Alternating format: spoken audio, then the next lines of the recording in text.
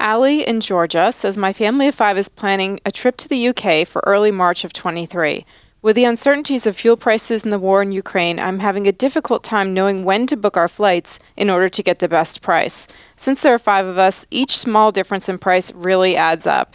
Do you have any advice? So I'm going to give you some advice that's going to freak you out, maybe, Allie. And that is this. You'd likely be flying out of Atlanta. And Atlanta is, in the travel industry, what's known as an island market, meaning that there's no competition in that market, no competitive markets close by. All international service out of Atlanta, 97% or whatever, is done by one airline, Delta. And the fares are typically to Europe 3 times the price out of Atlanta as they are from New York. And you can get from Atlanta to New York so cheaply that it would actually make sense for the 5 of you, because you're saving times 5, to go up to New York the day before you're going to fly to Europe, go sightsee, take in a show, whatever, and then fly out of New York to the UK. And the fares to Europe recently out of New York for March and April have been around $350 to $450 round trip.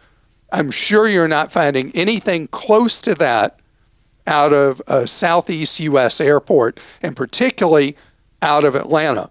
Now, if you do want to stay within the Southeast region, there's an odd thing out of Atlanta, and there's no other major market in the United States I can think of that's like this.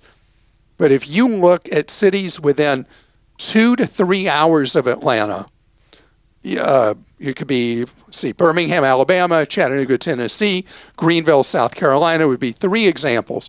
If you look out of those, you'll find that a lot of times, even on Delta, you'll cut the fare by more than half, maybe more, by driving to one of those. You fly back to Atlanta, change planes, and then go to England. And the fare will be a lot cheaper because out of those markets, Delta has to compete where they don't in their home base of Atlanta. Delta's not doing anything evil or anything like that. They have a monopoly, and they're pricing like a monopolist would. Well, actually, a true monopolist would keep fares low to keep any competition out. But Delta's charging what the market will bear, facing no competition in their home market.